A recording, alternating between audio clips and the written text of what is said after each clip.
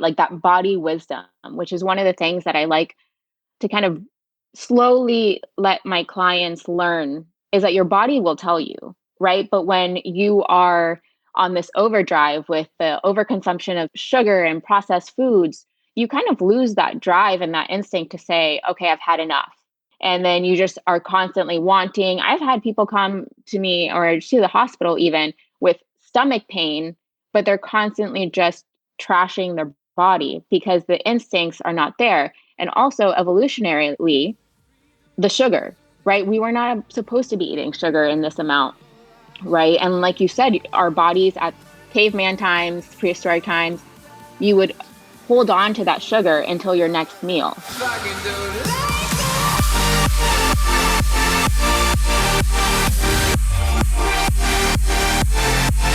Victoria and Dartia, welcome to the show. Thank you. Happy to be here.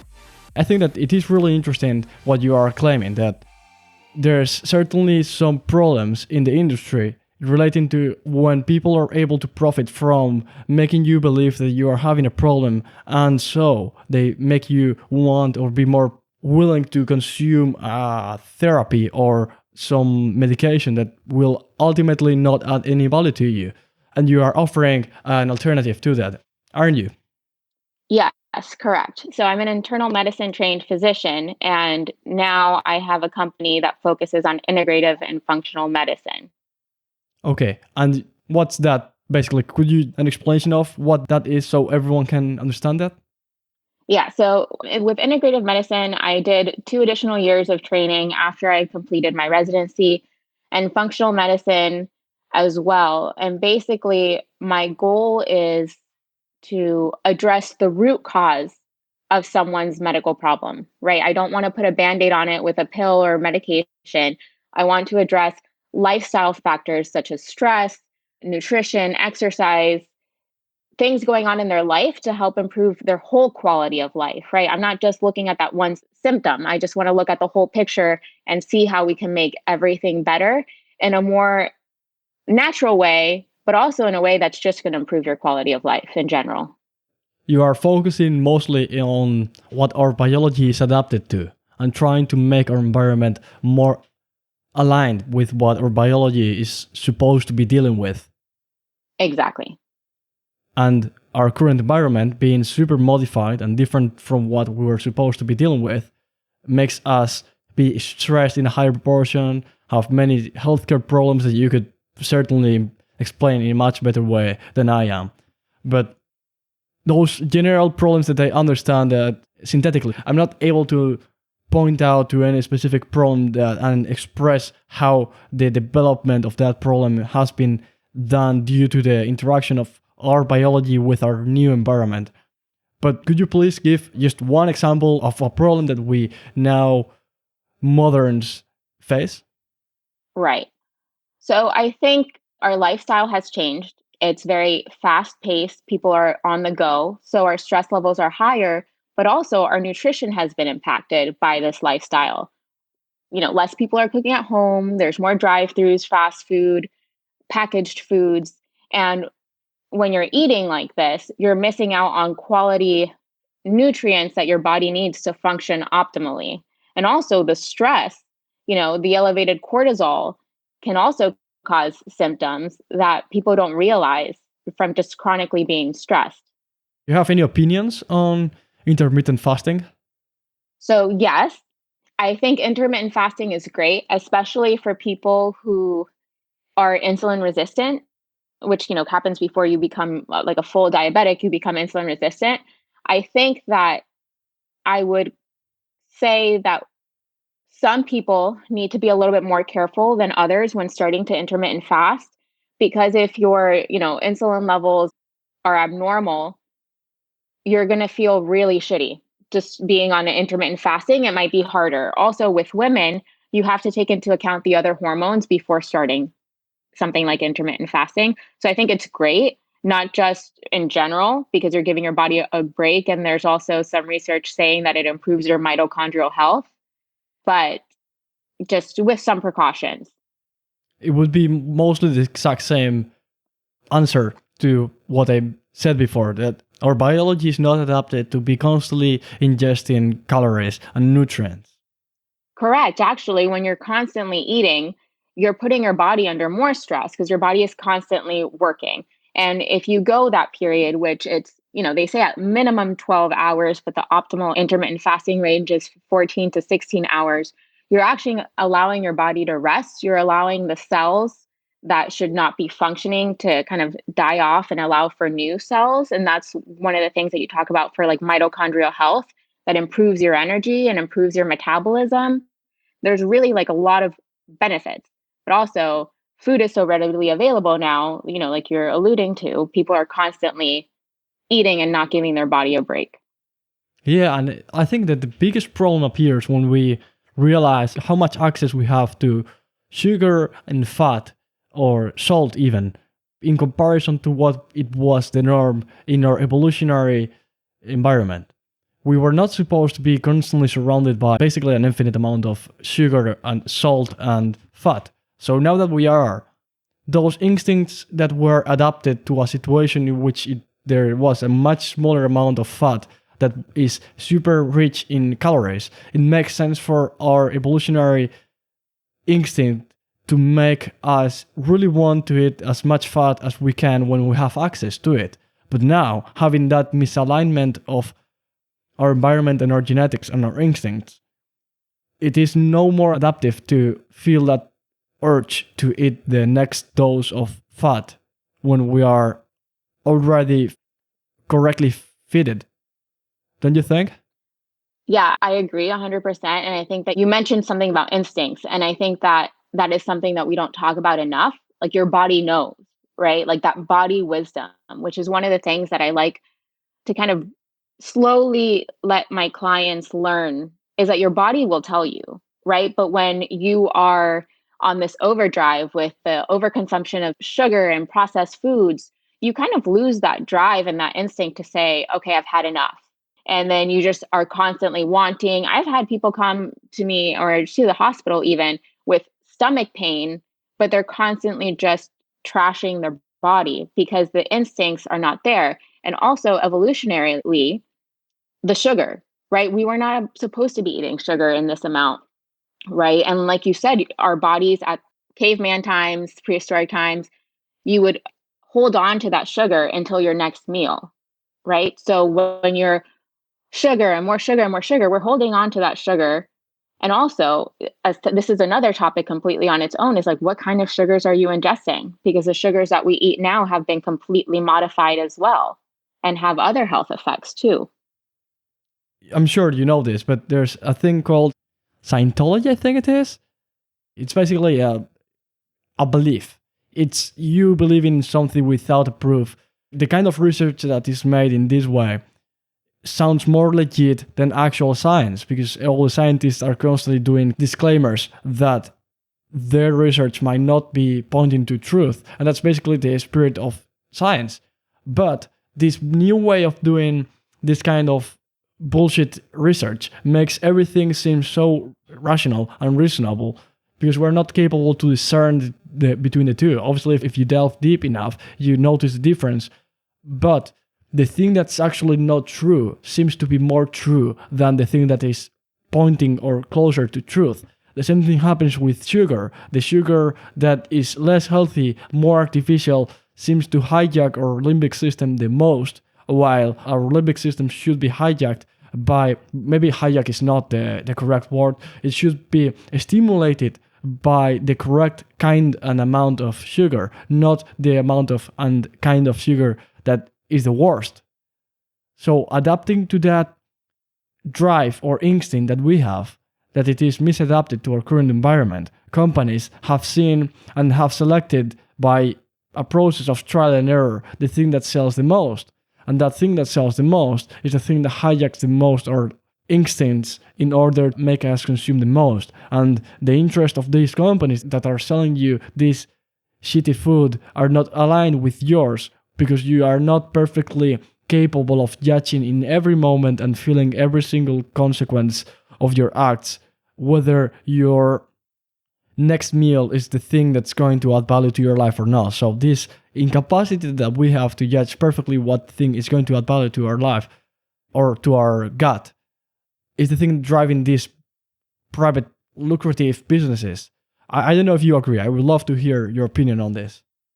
Well, I do agree. I think, probably the intention at the beginning, right? If we're like going to talk specifically about the sugars, was good, right? Let's find a substitute for actual sugar, lower in calories, and perhaps the initial intention was correct.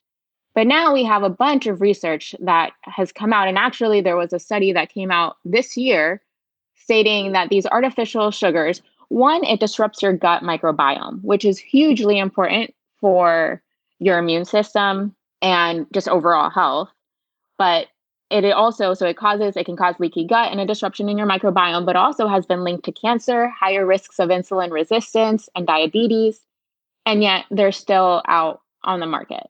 This research has been coming out over and over again. Finally, this study was like, yes, this is happening. But I think that it's also how we're marketing this, right? If I'm not someone who does my research and really is interested in nutrition, I go to the store and I see, okay, 0-calorie sweetener, that sounds great, right? But so where is the industry responsible? And then when is the consumer responsible becomes the question as to what are we doing here? Because it's affecting our health. And we spend so much money on healthcare each year.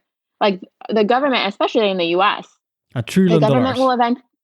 event. Oh my gosh, I think it's more than $1 trillion. Actually, there was a book called Food Fix, which you would probably like. It's right now, so 3.2 trillion Three by point. 2048. By 2048. So, Okay. but right, it is in the trillions right now. But that's going to be like 80% of our government spending. 80. It's going to be 80% of the government spending is going to be on Medicare and Medicaid. So that's why I'm saying, when is the industry, when is the government, when is the consumer responsible for our healthcare outcomes, right? Because this is affecting our healthcare system. I think that the problems that we are facing right now are different. The problem that we have with food and the problem that we have with the healthcare system are in the root the same but are different. With the healthcare system, what happens is that some people are privileged and are able to ask for you to pay for more money because you don't tangibly see the cost of your healthcare, because you only pay for 5%. 45% of the healthcare is paid by the company and 45% is paid by the insurance company. So it's like distributed and you're not really able to feel the cost. And that's the main reason why. Oh, there's also regulation that is helping this, but the main reason why we are not capable of improving the healthcare system in the US is, I think, due to this. And it is exactly the same privilege of certain people that shouldn't be privileged and should be treated in the same way that other people. But the problem with the food, I think, and you were pointing to a topic that I find enormously interesting. One is it that you become responsible as an industry of what your customers are consuming. The thing that maximizes profit is randomly aligned because of the physical constants of the universe with what is morally good in the long term. Let me doubt it. So how do we solve this? Well, so I think the more I read, right, the more everything is connected. And I think I would really recommend for you to read that book, Food Fix, because it points to how the government and the food industry and the healthcare system is all connected. And I'm going to come and circle back to that. But if you look at how the government subsidizes certain food products like corn and things that end up in the processed food, right? They're getting subsidized, they're protected to mass produce all these things, right? And then you have the people who are collecting food stamps. The majority of the food stamp money is spent on soda and these processed foods, Oh, wow. right? And so we talk about like the social determinants of health, right? Which are like your economic stability, your access to healthcare, your education, your neighborhood, your social and community context. Okay, so if I'm getting food stamps, right, and what the government has subsidized are all these processed foods, and I don't know in Spain, but in the US we have food islands where you cannot get fresh food. The fresh food is like in a town 40 or 50 miles away. So these people are victims and they're gonna have all these chronic diseases. I mean, a lot of people get chronic diseases, but just as an example, This was a government subsidized thing. Food stamps are government subsidized. These people are getting chronic diseases. And then where is their access to the appropriate healthcare and information? Right? I think that if we look at it, it's all connected. Now, as far as when, how do we fix like the industry? I don't know if you're aware, but in the US, there are a lot of chemicals and pesticides that we use in our food that are banned in Europe. Yeah. So I think that like Europe has already taken a couple of steps in the right direction. I don't know particularly how they got to that point, but you have the same company, Kellogg's, knows that they can use the pesticides that they want and whatever chemicals in our food, but they won't do that in Spain. They won't do that in the UK. So who regulated that, right? Someone is regulating that over there. And I think that we need to do that here. Yeah, I certainly agree with you in that there is, well, it's not about agreeing, it's a fact that there's a difference in regulation and how strict the European Union and the US are. But I wouldn't necessarily say that the regulation from the European Union is always better. I certainly think, and I have the prejudice, that it is mostly better. So I think you're right. Yeah. And I mean, I'm sure there's always room for improvement.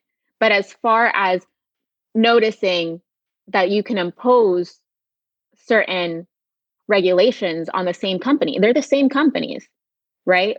But there are just regulations. And I think that we need to continue that because there are ways to make our food healthier. We sell like cereal as a health food here. But when you look at the ingredients and like the Fruit Loops or the Cocoa Puffs or it's like it's crap, Yeah. and we're feeding that to our children and we're selling it as a health food.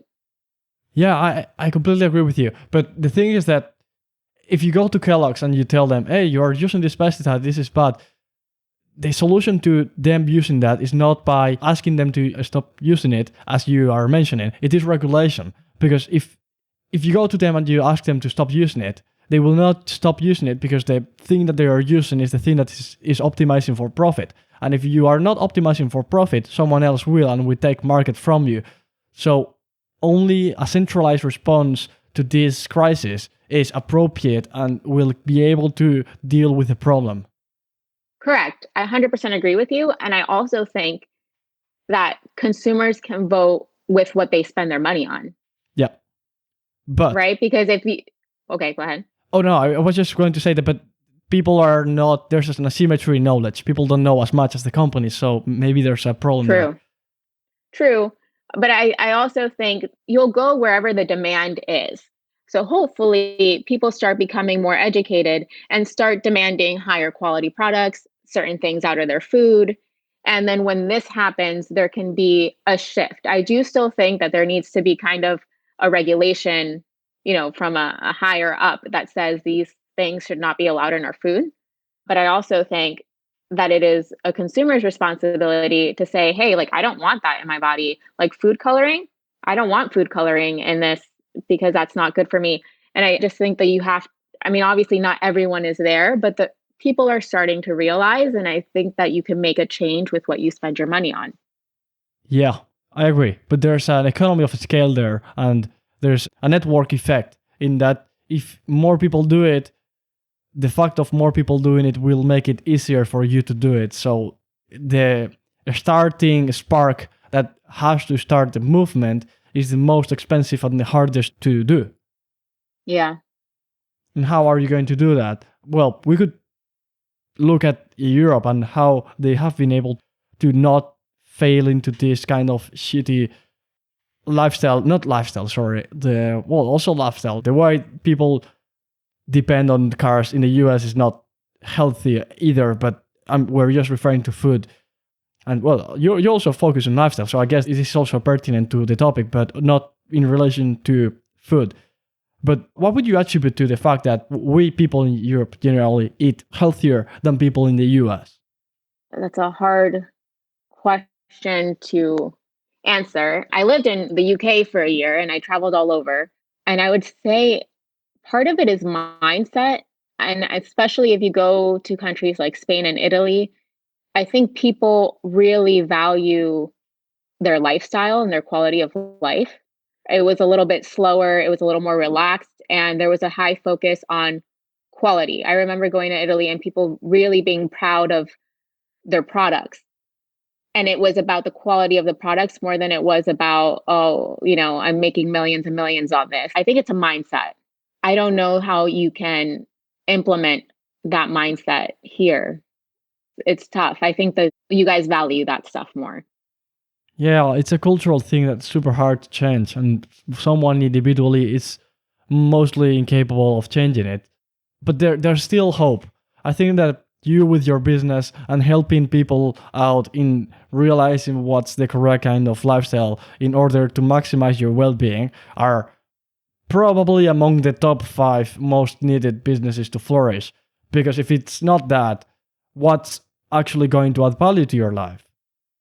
Well, yeah, and that's something because I worked in the hospital as well, is that you see all these people coming in with all these chronic diseases, and it breaks my heart truly because I look at it and I say that was preventable, right?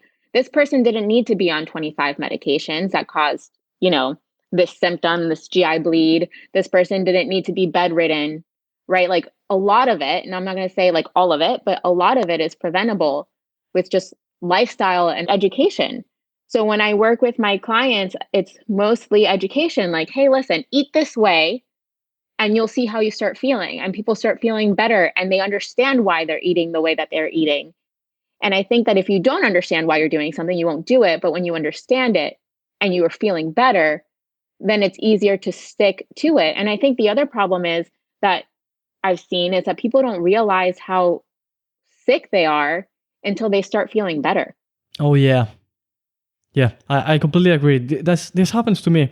This might sound like a stupid example, but this happened to me a lot of times. When you have a buzz in the background and you are not noticing it, your conscious mind, the conscious part of the mind is not focusing on that, but it's something that is adding stress to you, and you're not aware of your stress.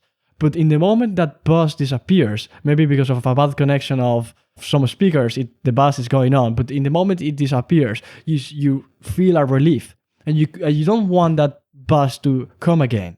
So you have to try the thing that relieves the stress in order to be able to value the correct lifestyle, or the thing that is correct, that not having a buzz in the background is good.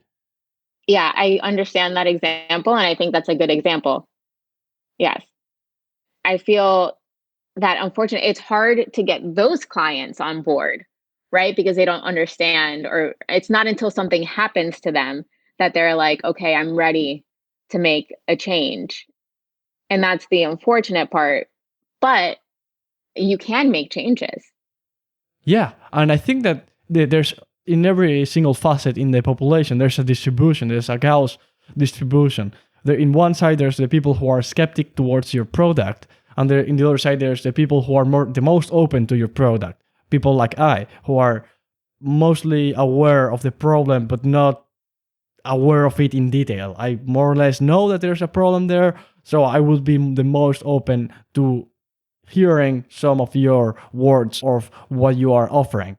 So making those people like I change their mind and be aware of how useful this is, and once they try, I'm not talking about your product in a specific, I'm just trying to refer to the philosophy. If the first percent of the population is the one that's willing to accept your philosophy as being true, the moment those people have realized how well everything goes when you have tried that and they don't want to go back, the people in the second percentage will be the most willing to transition and try your product. So I think that the thing that you should be doing, I'm not a business expert by no means, but it's just an intuition that I have, that making the people who are the most prone to trying your product try it and show the people around them how it is actually valuable will make the people who are in the second position of being convinced that were not going to be convinced by you in the first place, be convinced by the people who were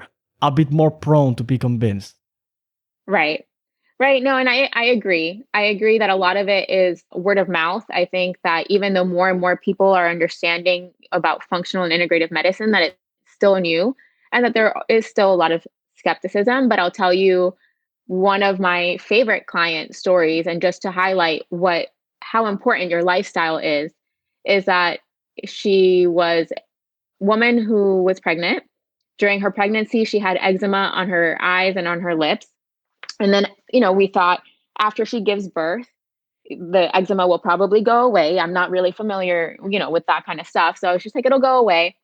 Then after she had the baby, she still had the eczema and she was starting to have issues with her stomach, like digestive issues. She went to see her obstetrician. The obstetrician said, go see a dermatologist. She went to the dermatologist. The dermatologist said, let me send you to an allergist. Then she comes to me and says, I need to go see a stomach doctor. I said, no, you do not need to go see another doctor. Let's figure out what's going on.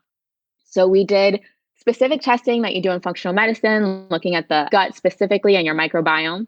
And we noticed that she had what we call dysbiosis, right? An imbalance in the bacteria in the gut, which was causing a lot of inflammation. Now, this is where you go back to the basics, right? Someone else would have given her a pill and another pill and this and that. We treated her gut imbalance. And I think, I don't even know how far we are now, but I can tell you that 4 months later, her eczema had resolved and her stomach problems resolved. And this was just by taking a look at what are you eating? And she thought she was eating healthy, right? That's the other problem. And then when I dissected and I was like, hey, that has too much sugar. You need to be eating more fiber. You need to, like incorporate this stuff into your diet. Her symptoms went away. And how quickly would have someone else just given her a pill and she might have been on that pill forever? Yeah. And the pill makes you dependent on it. So that's a vicious cycle. Right, because you're not addressing the problem. And that's what I want people to understand. If I give you a pill for a symptom, the problem didn't go away. If I'm giving you a pill, a birth control pill, because you have really bad cramps, when you come off the birth control, you're still going to have bad cramps. Why do you have bad cramps? Is it an imbalance in hormones? Are you estrogen dominant? Right? I don't think we ask enough why. And the why is in the lifestyle. It's not in the pill. Because like you said, biologically, we weren't made to take this pill and that pill. Our bodies can heal themselves if you just address the appropriate issue. There's a philosopher called Nassim Taleb. He lives now in the US. I don't know if you know him, but he popularized a term called iatrogenics. That's basically the physician doing harm to the patient by not admitting the antifragility and capacity to self-heal of the body and trying to interfere when the interference is actually going to do worse than just letting the body react naturally. Yeah, so we use that word in the hospital too, the, iatrogenic, this, that, and the other. I will tell you, I don't think that it's ever malignant, right? Because I've been in high stress situations in the hospital where you're trying to help someone and their body just doesn't react in a certain way, or, you gave too much of a certain medication and it's never malignant. I think that we can flip that into two sides. The side from the physician is I'm trying to help this person, right? And in the hospital, like it's probably an emergency. Outpatient, it's not an emergency, but my patient is expecting me to do something and you only have 15 minutes to make it right. Right? Because here you're seeing like 30, 40 patients a day. You only have 5 to 15 minutes with each patient. It's easier to give them a pill. We're not trained. Everything I learned about lifestyle, nutrition, our environment, and our environmental toxins, I learned after my training. So I think that there's a disconnect between our training and actually what's happening because our training says symptom pill. Oh yeah, I'm sorry if you understood me in referring to the physician as having a bad intention. I certainly think that most of them don't have bad intentions. It could be in the 99.999%. An absurd percentage of people, specifically in physicians. If you get that through that harsh and long training, most of the people are good. So I think you're absolutely right. They are not bad. They are just sometimes ignorant of what's the correct solution. And so they recommend the one treatment, and they might be also persuaded by the pharmaceutical companies to recommend a product that happens to also make them earn some extra money, but in the deep of their heart, they truly believe that that's the correct thing. Even if they say, okay, the odds of this being aligned with my revenue are low, but I really think that this will help my customers. I don't think there's evil inside of the physicians. I just think there's ignorance and incompetence in some cases. most of them are really competent.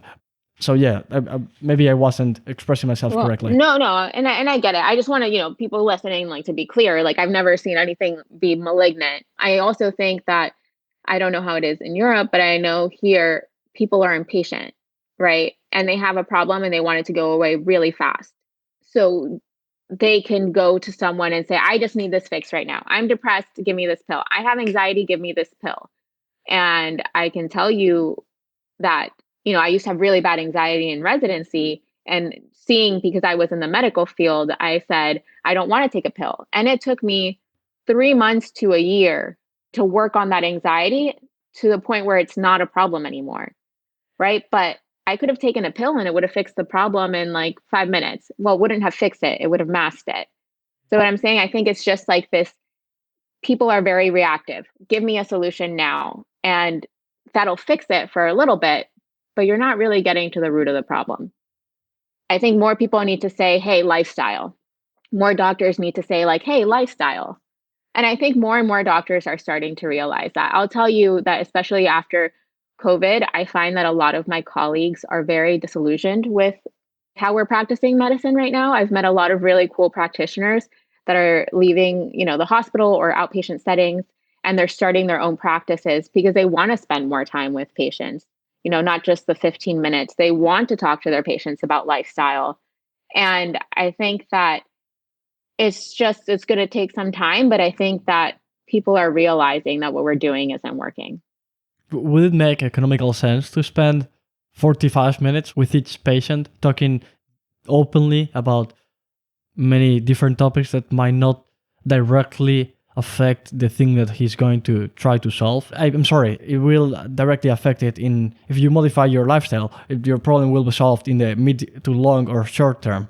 In some time it will be solved if you better your lifestyle. But do you really think that if, let's say, there's two hospitals to which you can go, you're free to choose. Let's say one does this thing. One that spends, every physician in this hospital, let's say hospital A, they spend 45 minutes with each patient, talking openly about many different topics that might affect your lifestyle. And then hospital B, they analyze you the fastest they can, they make you tell all the problems that you have, and they give you a set of pills that will presumably solve the problem. I think that the hospital B, unfortunately, will be selected by market forces. Oh, yeah. No, you're absolutely correct. I do not think that, one, I don't think that you can pursue lifestyle changes in a hospital setting because they're mostly profit driven. I think that the change for this comes in the outpatient setting without insurance companies. And so I met a physician recently, and she's doing something called DPC, which is direct primary care. And I loved her model, right? Because I'm spending, I don't even want to tell you, an obscene amount for my healthcare right now every month. And I have no medical problems. I haven't used my insurance in 2 years. Versus I go to a direct primary care doctor. She does not take insurance, and you're paying her a fee monthly. And she can order your labs. You don't have to pay for them unless it's something specific. She can do your EKGs. All that stuff is covered under the monthly fee. If I got rid of my insurance and only did like catastrophe insurance and had a primary care doctor like her, I would be spending half of what I'm paying, but also getting quality care. But you can't have insurance in the mix, because if you're doing insurance, then yeah, she can't. If she wants to make money, she has to see 40 to 50 patients a day. Our model isn't working. And then also, if you look at this other thing, which I'm going on a tangent, but just so you can see why this doesn't work on the hospital setting, there have been multiple studies showing that if you have a diabetic patient, they have to be on their medications, but instead of just relying on the medications alone, you send them prescription boxes of food, right? And you're showing them and giving them recipes, and you're giving them the food that they have to eat every month. They do better. And the complications of diabetes go down. And they were doing this at a hospital. I don't remember where. I want to say California, but they stopped the project. And the Why? reason that they stopped the project was because even though the patient was getting better, they weren't having as many people come into the hospital, right? Because this had gone down. So they were essentially saving money in the long term. But a food box that costs like $2,000 a year versus someone needing an amputation. An amputation, I think, in the US is like 15,000 a Wow. year. I think that there's like a really large disconnect between it's all a profit. This is all profit driven. And I hate to say it, but I mean, I've worked in hospitals. I can see how it works. And then we don't have the systems in place to support people who would benefit from the lifestyle. I think that the error is not that people seek for profit. I also seek for profit as a customer. I'm a customer of healthcare and I'm seeking for the maximum profit in my life. Maybe not economical, also economical, but in terms of how good my relationship with my family is, I want to make it the best possible. So everyone is constantly seeking for profit. I think that the moment everything gets crippled is when this becomes, instead of capitalism, it transitions towards crony capitalism, when insurance companies are able to lobby the government to get privileges, so people are forced to pay these absurd amounts, and the costs are not felt by the customers because someone else is paying for it, so you ask for the most expensive treatment.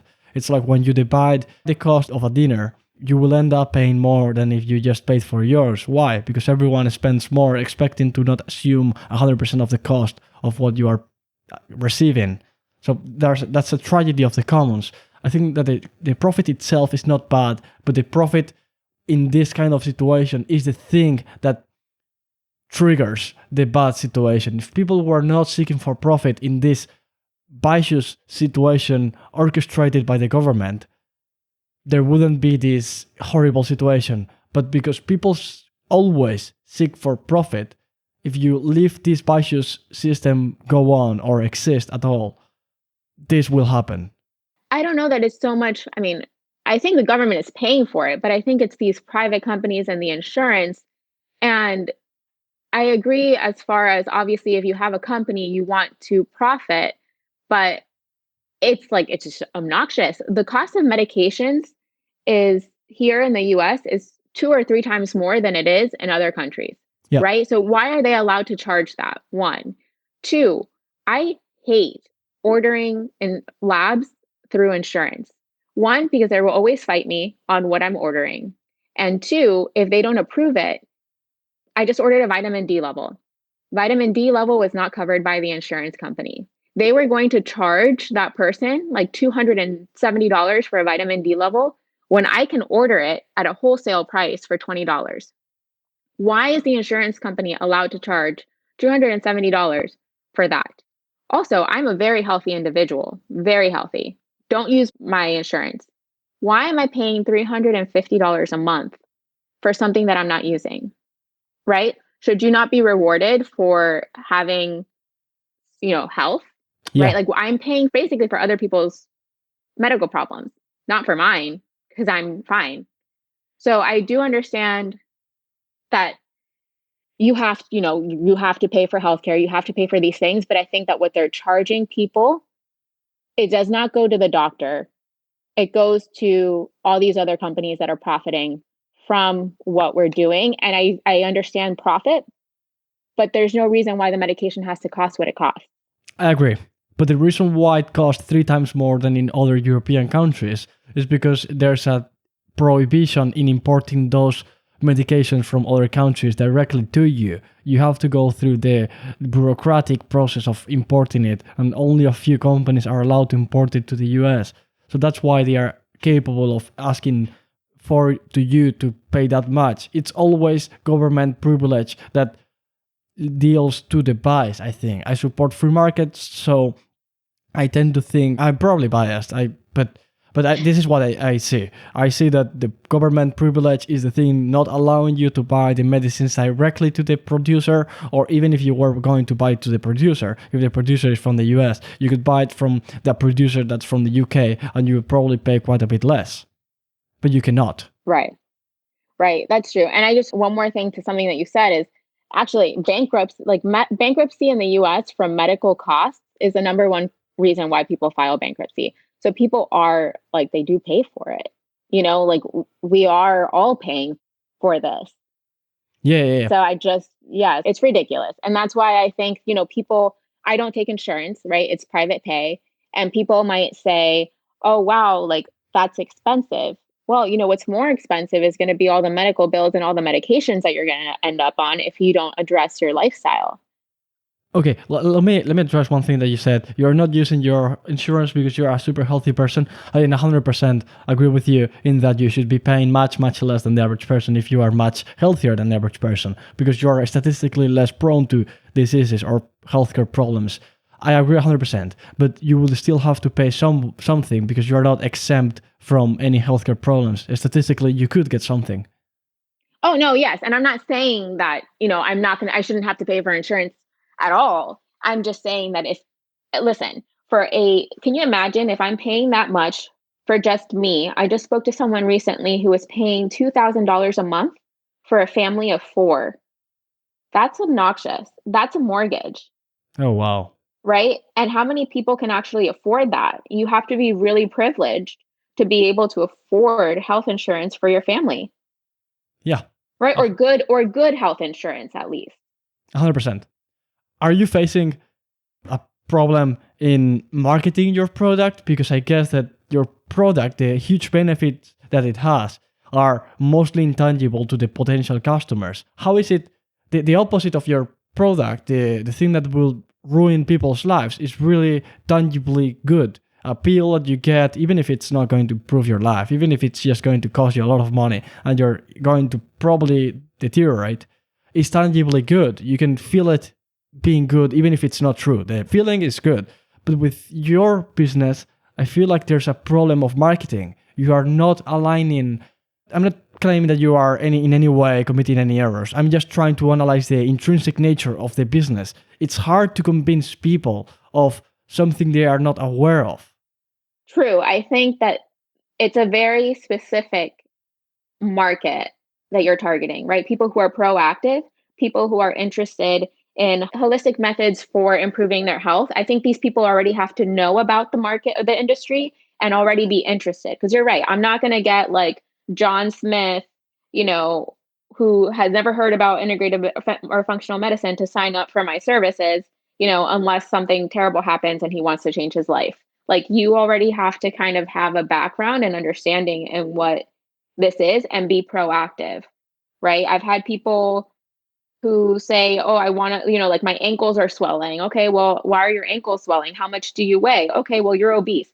All right, lost 30 pounds and feeling better, right? And so, like, that's the thing is that, like, these people already knew that there was a problem and they wanted to fix it without taking medication. And I mean, weight loss specifically, you can't really fix that with medication. So I think you already have to know. And I agree with you. Like marketing is easy. I'm not going to target everyone. I think you have to have the knowledge and education and the desire to improve your quality of life.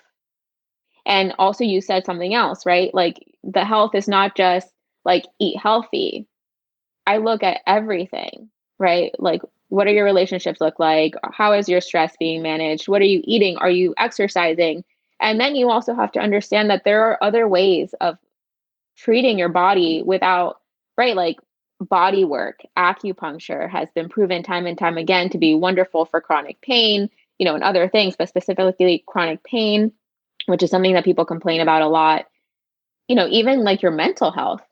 How many people take a look into their mental health? How many people are, talking to a therapist or talking to an energy worker or getting Reiki? I mean, there's like so many different things that you can do, and the medical system is not just one way.